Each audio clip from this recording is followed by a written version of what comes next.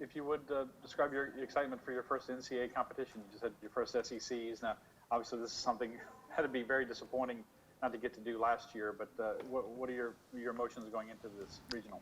I'm super excited. All the seniors always talk about postseason and it being the most fun part of season, and because it got taken away last year, I feel like all the underclassmen are super excited and just ready to experience it.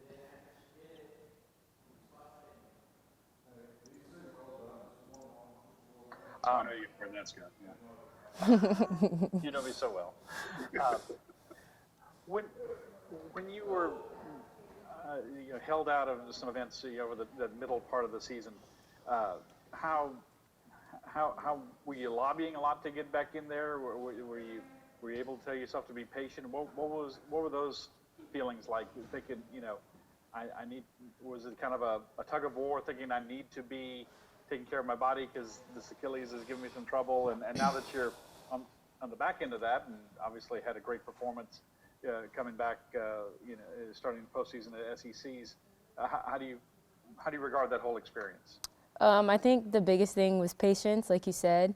Obviously, I did want to compete and wanted to contribute as much as I can for my team, but because our team was so deep and the depth that we have is amazing, like there was nothing to worry about. I knew if I couldn't do it, someone else could. So I definitely wanted to, but I did have to be patient so that I could be fully healthy for this part of the season. It's easier to look back now, right? Right.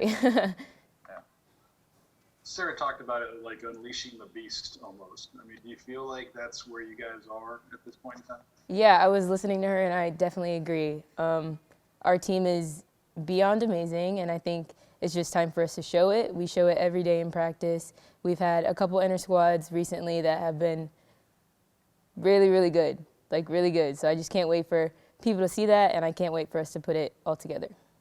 How do you channel those nerves and that positive energy? Is that the challenge now? I mean, because everything else you've been repping so much. Mm-hmm. I think we just have to build off what we've done. Like I said, we've done really well with back-to-back inter squads like we're going to have to do in these next two meets. So I think just remembering our training and knowing that we've done it before and we can do it again in front of judges and actually competing against people. I don't think we've got to talk to you since you won your specialist award. What does that mean to you? That means a lot. I don't even know how to explain it. It just is an honor to be recognized in the NCAA and the SEC, being one of the hardest conferences I feel like for gymnastics. So it means a lot. Won an award in this league. You've got to feel like you've accomplished something, right? Yeah, I mean, there's so many amazing gymnasts, and so I don't know. I just feel honored. Well, you should. Good job. Thank you. I assume you're planning to do all around, so you won't be going You won't be going in and on and off the floor like some of the gymnasts will. What do you think that's going to be like? And Sarah said y'all have or might be practicing that with people having to go to to leave the floor. Is that going to be a distraction at all for you, or are you kind of like when you're competing, you're kind of zoned in anyway? Yeah. What will that be like for you, since you probably will be staying out there the whole time? I think it'll definitely be different. I know we channel each other's energy and we ride on our energy of our teammates, and the people competing depend on the energy from the people who aren't. So I think it'll be different, but like Sarah said earlier, it's something that we can't control. So we have to try our best to not let it affect us in a negative way. Is there this idea that you just kind of expunge everything you have because you don't know whether it'll be your last time? I'm sorry, can you repeat it? Because you don't really know whether it's going to be your last time. I mean, you don't want regret, right? Right. Not having something. Right. I think that at this point in the season, it's the qualify and continue. So I think you just have to give it your all every time you go. Obviously, just in case it is your last time, but just to put the best foot forward to continue the rest of the season.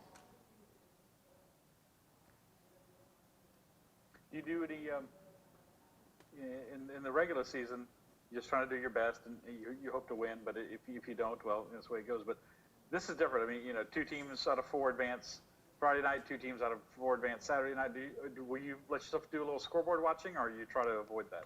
I try to avoid that as much as possible. I think for us to do our best, we just need to focus on ourselves. We talk about making the meet about us. We need to stay in our purple zone and just focus on us so that we can do our best. I'm looking back at the scores. You guys have had some remarkably close meets. Mm-hmm. I guess that kind of prepares you for anything at this point, right? Yeah, I think does it really hammer home the refinement aspect of it? Like, this is how tight things could be. Mm-hmm. I think it's just motivation, just because we know that like the meets that we've had those close scores and ended up not winning, that wasn't our best meet. Those wasn't our best meets. That wasn't a full complete meet to like our best potential. So I think it's just motivation that we can come that close, not on our best day. So like, what can we do whenever we, you know what I mean, are all in and all hit?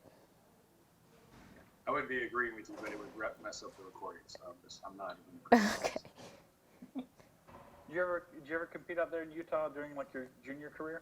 I haven't competed in Utah. I don't think I've been to the state of Utah. I've competed in Colorado though. I think that's the closest I've been. Obviously, the goal for you too is to, like a couple of other gymnasts, to get home to the Dallas-Fort Worth area. Right. I'm sure that's on your mind a little bit, right? Right. To make it to nationals. Yes, I'm super excited. That would be really cool to compete in Dallas again. This is gonna be a floor competition. You're not gonna be on podium at the regional, right? It'll be like a normal meet at home or an SEC meet. Yeah, I think it'll be. It's not on podium. It's not on podium. Okay. Yeah. Does that make much of a difference? The floor seemed to, the bounciness of the floor on podium, was that something you had to take into account in Huntsville, or was that not much of a factor? I think it's an adjustment always. I think competing anywhere other than the PMAC is an adjustment at the beginning, but not competing on podium isn't gonna affect us, I don't think. I think it's interesting that I would think the beam would be the hardest thing on a podium to get used to, because it's already elevated and then you're double elevated. It's not? Not really. I don't think so. You can tell I've never done beam.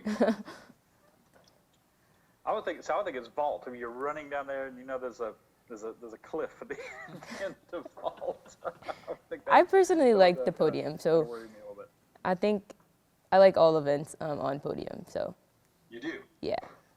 Is it just because it's more springy, more forgiving? Like, what do you like about it? It normally adds a little more bounce, I feel like, for me personally. So you have to get used to it, obviously, but I like it a little bit better. Is it because you can go bigger? I mean, is that the idea, or is it just less painful? I think both.